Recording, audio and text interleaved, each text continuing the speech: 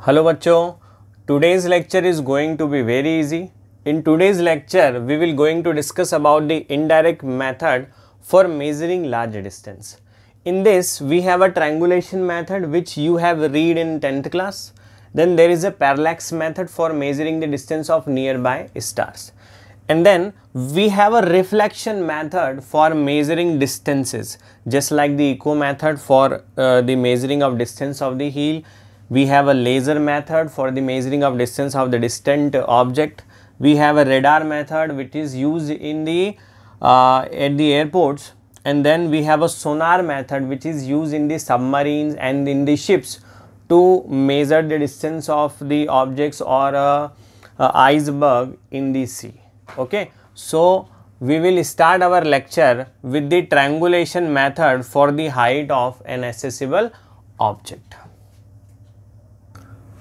Now in the triangulation method for the height of an accessible object, मान लीजिए ये कोई यहाँ से हम बोल देते हैं ये हमारे पास एक रिवर फ्लो हो रही है। रिवर के इस पार मान लीजिए कोई आदमी खड़ा हुआ है और इस पेड़ की, इस ट्री की हाइट हम निकालना चाहते हैं। तो मान लीजिए कि हम ये डिस्टेंस जानते हैं कि रिवर को क्रॉस करते हुए इस आदमी से लेके, इस पर्सन से लेके इस ट्री का जो डिस्टेंस है वो मान लीजिए है x। x is the distance from tree to the person. अब आप चाहते हैं कि इस ट्री की हाइट आप निकालें, एग्जैक्ट हाइट, मान लीजिए यहाँ तक आप इसकी हाइट निकालना चाहते हैं बिना पेड़ पे चढ़े। अगर मान लीजिए हमको डायरेक्ट मेथड से ट्री की हाइट निकालनी होती तो हम क्या करते हैं, यहाँ पे एक स्केल या हम टेप रखते, मीटर टेप जो आती है वो मीटर टेप को रखते और टेप से हम ये हाइट मेज़र कर लेते। बट मान लीजिए पेड़ पे चढ़ पाना मुश्किल है, तो क्या करें, हमारे पास एक डिवाइस होता है, that device is called sextant. This is a device which is use to measure the angle of elevation. यहाँ पे हम उस डिवाइस को रखेंगे और बिल्कुल टॉप ऑफ द ट्री पे जाके हम वो एंगल मेजर करेंगे, angle of elevation, and that angle of elevation is theta. तो मान लीजिए हमने कहा इस टावर की जो हाइट है, सॉरी इस ट्री की जो हाइट है वो है h। h is the height of the tree. So by using the simple trigonometry जो आपने क्लास 10th में देखा था, tan थीटा इक्वल्स टू क्या हो जाएगा, परपेंडिकुलर अपॉन बेस। परपेंडिकुलर क्या है, height of the tree, x is the distance जो आपको पता है। So we have h equals to x tan theta. ये हमारे पास आ गई हाइट ऑफ द ट्री। तो इस मेथड से आप किसी भी एक्सेसिबल ऑब्जेक्ट की हाइट निकाल सकते हैं। ये बहुत सिंपल है और ये आपको पता होना चाहिए। Now we will discuss parallax method. अब व्हाट इज पैरेलैक्स? तो पैरेलैक्स को आप समझिए, आप सब लोग अपने आंखों के सामने, बिल्कुल नोज के सामने एक ऐसे पेन रख के देखिए। एक बार आप राइट आई को क्लोज कीजिए तो पेन आपको शिफ्ट होता हुआ दिखेगा, फिर लेफ्ट आई को क्लोज कीजिए तो पेन फिर से शिफ्ट होता हुआ दिखेगा। बार बार राइट को क्लोज करेंगे तो पेन राइट में शिफ्ट होगा, लेफ्ट में क्लोज करेंगे तो लेफ्ट में शिफ्ट होगा। So this is the shifting of the pen with respect to eyes is called the parallax. और यही यहाँ पे लिखा हुआ भी है, parallax is the apparent shift in the position of an object with respect to other when we shift our eyes sideways. मान लीजिए हम हमारी एक आंख को बंद करेंगे, दूसरी आंख को बंद करेंगे तो पेन की पोजीशन क्या होगी, हमारी आंखों के रिस्पेक्ट में चेंज होगी। This phenomena is called parallax. अब इसी पैरेलैक्स मेथड की मदद से हम किसी भी एक नियर बाय स्टार की location, that is distance find करना चाहते हैं, ये डिस्टेंस फाइंड करना चाहते हैं। तो हमने लिखा है, मान लीजिए suppose n is the near by star, कोई भी एक नियर बाय स्टार है whose distance d from the earth is to be found. ये हमारी अर्थ है, इस अर्थ से हम इस नियर बाय स्टार की डिस्टेंस फाइंड करना चाहते हैं। तो हम क्या करेंगे, ये हमारे पास एक far off star, this is a far off star whose position is fixed. जैसे कि हमको पता है कि कोई भी एक प्लैनेट हो गया है, कोई भी एक स्टार हो गया, उसकी पोजीशन हमको पता है कि अर्थ के रिस्पेक्ट में वो फिक्स होने वाली है। तो हम क्या करेंगे, हम अर्थ पे दो पॉइंट ले लेंगे। मान लीजिए एक पॉइंट हो गया ए, दूसरा पॉइंट हो गया बी। अर्थ पे दो पॉइंट हम दो अज्यूम कर सकते हैं। उन दोनों पॉइंट के बीच में कितना डिस्टेंस है तो वो हमको पता है, आर हम मीटर स्केल से या टेप से नाप लेंगे। ठीक है, अब हम क्या करें, हम यहाँ पे हमारा इंस्ट्रूमेंट रखेंगे और इंस्ट्रूमेंट से फार ऑफ स्टार और नियर बाय स्टार के बीच में एंगल पता लगा लेंगे with the help of instrument called sextant. This is angle θ1। अगर ये एंगल θ1 है तो ये एंगल भी कितना होगा θ1, because these are alternate interior angle. Now again हम पॉइंट बी पे जाएंगे और फार ऑफ स्टार और नियर बाय स्टार के बीच में एंगल निकाल लेंगे with the help of instrument called sextant. So this is the angle θ2। अगर ये एंगल θ2 है तो ये एंगल कितना होगा again θ2, because this is alternate interior angle.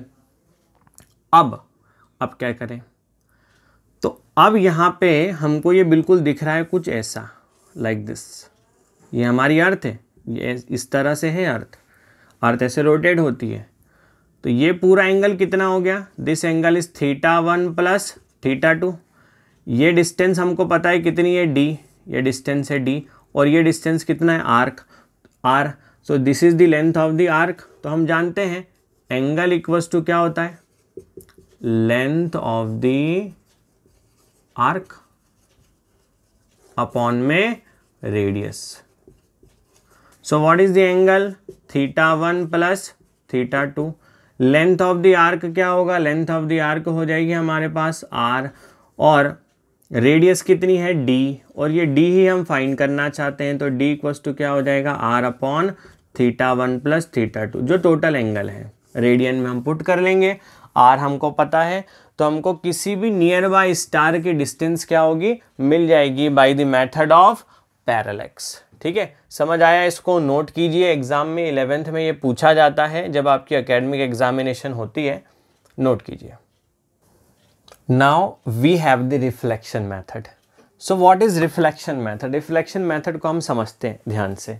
मान लीजिए आप किसी पहाड़ का, दैट इज हिल का डिस्टेंस मेजर करना चाहते हैं, और आप रोड के इस किनारे खड़े और पहाड़ और आपके बीच में एक खाई है, और आप चाहते हैं कि वो पहाड़ जो हिल है और आपके बीच का क्या डिस्टेंस है वो आप मेज़र कर सके। तो आप मदद लेते हैं वहाँ पे रिफ्लेक्शन मेथड का। कैसे होता है ये काम, देखते हैं ज़रा। मान लीजिए आप हैं, आपने यहाँ से आवाज़ लगाई, तो there is a phenomena called echo. What is echo? Echo is the reflection of sound. ये आपने क्लास 9th में पढ़ा हुआ है, echo is the reflection of sound. तो यहाँ पे हम देखें कि आपने यहाँ से बोला हेलो, तो वहाँ से हेलो आपको वापस टकरा के सुनाई दिया। तो यहाँ से जैसे ही आपने बोला, ओरिजिनल साउंड यहाँ से ट्रेवल करता है, हिल से जाके टकराता है, और वो साउंड वापस रिफ्लेक्ट होके आपके कानों में, यहाँ आपके कानों में सुनाई देता है। तो जैसे वो वापस साउंड आपको सुनाई देता है, आप वो टाइम नोट कर लेते हैं।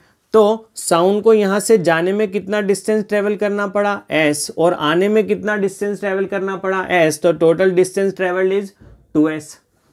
टाइम कितना लगा पूरी प्रोसेस में t, और साउंड किस स्पीड से गया v। तो आप जानते हैं स्पीड इक्वल्स टू क्या होता है, distance upon time. So v into T by 2, that is the distance. तो यहां से आपको क्या मिल गया, डिस्टेंस ऑफ u एंड हिल और आपके बीच का जो डिस्टेंस है s, वो आपको यहां से मिल गया by the method of reflection. ठीक है, आगे हम देखते हैं laser method. So the word laser stands for light amplification by stimulated emission of radiation. अब मान लीजिए कहीं पे रिफ्लेक्शन पॉसिबल नहीं है, और जो सरफेस है वो सरफेस काफ़ी रिफ्लेक्टिंग सरफेस है और काफ़ी दूर है हमसे, हम बिना वहाँ तक जाए हम ये चाहते हैं कि वो जो सरफेस है उसका डिस्टेंस यहीं से खड़े खड़े निकाल लें। तो क्या करेंगे, यहाँ से हम एक लेज़र लाइट ऑन करेंगे। लेज़र लाइट जैसे ऑन करेंगे, लेज़र लाइट यहाँ पे ट्रैवल करेगी, जाके टकराएगी, टकराने के बाद रिफ्लेक्ट होके वापस आएगी। तो v स्पीड से मान लीजिए लेज़र लाइट गई, और v ही स्पीड से वापस आएगी। जाने में उसने ऐसे डिस्टेंस ट्रेवल किया, और आने में वापस कितना डिस्टेंस ट्रेवल किया, s। तो टोटल डिस्टेंस कितना हो गया 2s, और जो टोटल टाइम लगा वो कितना लगा t। तो अगेन हम यहीं पे आ जाएंगे 2s by T equals to v। So we have finally s equals to v into T by 2 again for the laser method. ठीक है, now very interesting radar method. पहले समझते रेडार का फुल फॉर्म क्या होता है। The word radar stands for radio detection and ranging. This is generally used at the borders, जैसे कि हम देखते हैं हमारी इंटरनेशनल बॉर्डर है, LOC है, वहाँ पे हम रेडार्स का यूज़ करते हैं, और मेजरली हम इसका एयरपोर्ट्स पे यूज़ करते हैं। क्या काम होता है रेडार का? रेडार का काम होता है किसी भी एरोप्लेन को डिटेक्ट करना। मान लीजिए हमारी इंडिया की बॉर्डर है, वहाँ से कोई दुश्मन देश या कोई और भी देश, क्या अगर कोई एरोप्लेन या कोई फाइटर प्लेन हमारे देश में इंटर होने की कोशिश करता है तो रेडार उसको डिटेक्ट कर लेता है। कैसे करता है काम वो अभी हम समझते हैं। या फिर जब हमको एरोप्लेन को लैंड कराना होता है एयरपोर्ट पे, रनवे पे, तो वहाँ पे भी हम रेडार मेथड का इस्तेमाल करते हैं। देखते हैं रेडार को। Radar is a device used to detect an aeroplane in the sky and to measure its distance from the radar station. क्या होता है कि रेडार लगा हुआ है मान लो हमारी बॉर्डर पे, तो रेडार से हमेशा रेडियो वेव्स निकलती है। वो रेडियो वेव जाके अगर कोई ऑब्जेक्ट हवा में होगा उससे जाके टकराएगी और टकरा के वापस रिफ्लेक्ट हो जाएगी। तो मान लीजिए v स्पीड से गई, टोटल टाइम लगा t, जाने में s डिस्टेंस और आने में s डिस्टेंस, तो वो हमको डिस्टेंस मिल जाएगा कि कोई एरोप्लेन, अगर आपने देखी होगी उरी दी सर्जिकल स्ट्राइक, वहाँ पे भी इसी रेडार का यूज़ हुआ है। उस मूवी में हम देखते हैं कि रेडार की मदद से पता लग जाता है कि हाँ कोई प्लेन आ रहा है या कोई प्लेन हमारी बॉर्डर के अंदर इंटर हो रहा है हमारे इंडिया की बॉर्डर में, या इंडिया की बॉर्डर से पाकिस्तान की बॉर्डर में कोई प्लेन जा रहा है। तो वो सब हमने वहाँ पे उस मूवी में देखा हुआ है, सबने उरी दी सर्जिकल स्ट्राइक देखी हुई है। तो रेडार का आपने कई बार नाम भी सुना होगा। अब बात करते हैं लैंडिंग की, कि लैंडिंग कैसे होती है। अब मान लीजिए हम कार चलाते हैं या बाइक चलाते हैं तो हमको दिखता है कि रोड कहाँ पे है। अब मान लो ये रनवे है और ये हमारा एरोप्लेन है। अब रनवे पे मान लीजिए लैंड करना है, तो जो पायलट होता है उसको ट्रेनिंग दी जाती है कि आप जब रनवे के नज़दीक होंगे तो पर्टिकुलर एंगल पे आप अपने एरोप्लेन को बैंड करेंगे और आपका एरोप्लेन रनवे पे लैंड हो जाएगा। ऐसा नहीं होता है कि वहाँ पे वो झांक के देखता है बाहर ऐसे कि हाँ हाँ रनवे आ गया चलो वापस हम उतार देते हैं, रनवे आ गया चलो, ऐसे झांकते नहीं है वहाँ पे आगे। वहाँ पे क्या होता है, रेडार से सिग्नल भेजे जाते हैं कि हाँ आप अब रनवे के नज़दीक है, अब आप अपने एरोप्लेन को लैंड कर सकते हैं, या आप एक पर्टिकुलर एंगल पे एरोप्लेन को बेंड करेंगे और एरोप्लेन आपका स्मूथली लैंड हो जाएगा। मान लीजिए अगर रेडार नहीं होगा तो एरोप्लेन क्या होगा, ऐसा मुंह के बल ऐसे गिरेगा।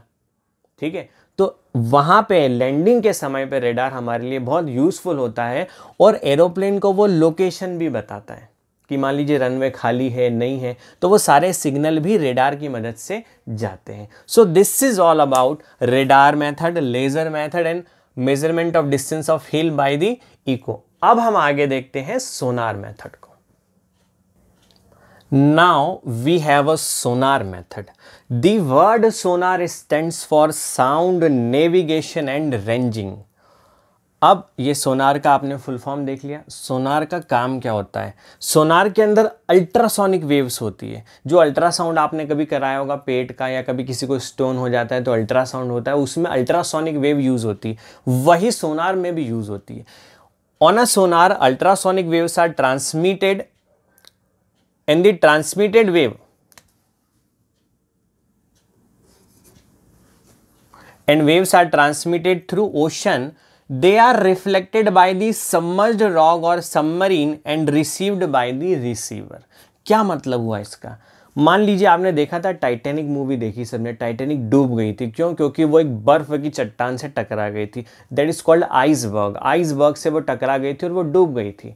अगर वहाँ पे सोनार होता तो सोनार से हमको पता लग जाता कि हाँ नीचे एक बर्फ़ की चट्टान है, हम टाइटैनिक का डायरेक्शन चेंज कर लेते और डायरेक्शन चेंज कर देते तो वो टाइटैनिक आज डूबती नहीं। होता क्या है कि जब बड़ी बड़ी शिप्स होती है तो पानी के अंदर पत्थर की चट्टानें होती है, दैट इज़ हील होती है, पत्थर के बड़ी बड़ी रॉक्स होती है, बर्फ़ की चट्टानें होती है, बहुत सारे मान लीजिए उसके अंदर जो समुद्र के अंदर बड़े बड़े सीज़ के अंदर बहुत सारे ऐसे हम बोल सकते हैं ट्रीज़ होते हैं, या बोल सकते हैं बड़ी बड़ी चट्टानें हो गई, पत्थर की चट्टानें हो गई, या कोई सैंड हो गई जो जमा होती है। तो कई बार क्या होता है, मान लीजिए अगर शिप उसके अंदर चल रही है जो हमको ऊपर से पानी से नहीं दिखाई देता और वो जाके टकरा जाती है, तो उसके डूबने के चांसेस होते हैं, उसके डैमेज होने के चांसेस होते हैं। तो सोनार से हमको क्या पता लगा, मान लीजिए सबमरीन चल रही है, तो सबमरीन में ऐसा तो नहीं होता कि हमको पानी के अंदर दिख रहा है कि नहीं आगे हमारे चट्टान है। कोई ऐसा थोड़ा ना कि कोई आगे ग्लास लगा जिसमें हम देख रहे हैं और बढ़िया चला रहे हैं, हमको मज़ा आ रहा है, ऐसा नहीं होता है। वहाँ पे क्या होता है, सोनार होता है। सोनार से क्या होता है कि हम सिग्नल कंटिन्यूसली, सोनार सिग्नल भेजता रहता है। अब मान लीजिए नीचे अगर कोई चट्टान है, रॉक है, तो हमको पहले ही पता लग जाएगा सोनार से यहाँ से अल्ट्रासोनिक वेव जाएगी, with the speed of light जाती है। अल्ट्रासोनिक वेव और रेडियो वेव दोनों स्पीड ऑफ लाइट से जाती है, तो बहुत फास्ट मूवमेंट है। स्पीड ऑफ लाइट आप जानते हैं कितनी होती है, 3 × 10⁸ मीटर पर सेकेंड। तो इस स्पीड से गई, चट्टान से जाके टकराई और वापस आ गई, तो हमको पता लग गया कि इतनी डिस्टेंस दूर, ऐसे डिस्टेंस दूर कोई चट्टान है। तो वो डिस्टेंस कैसे निकालेंगे, फिर से वो सेम है, v स्पीड से गई, जाने में s डिस्टेंस और आने में s डिस्टेंस ट्रेवल किया, total distance is 2s and the time taken is t, so s equals to v into t/2। This is the distance of the rock. तो हमको पता लग गया इतनी दूरी पे एक रॉक है, तो हम क्या करेंगे, हमारी शिप का डायरेक्शन चेंज करके थोड़ा साइड से उससे निकल जाएंगे, ताकि हमारी शिप या सबमरीन उससे नहीं टकराए और हम किसी भी एक, हमारी जो शिप है या सबमरीन है वो किसी एक्सीडेंट से बच जाए। This is the Sonar method. और ये हमारे लिए, मतलब हमारी नेवी के लिए या किसी भी शिप के लिए काफ़ी एक इम्पॉर्टेंट डिवाइस हो जाता है टू सेल इन द सी और in the ocean. So this is all about today's lecture. आगे हम देखेंगे, इंटरेस्टिंग टॉपिक शुरू होने वाला है, डायमेंशनल एनालिसिस।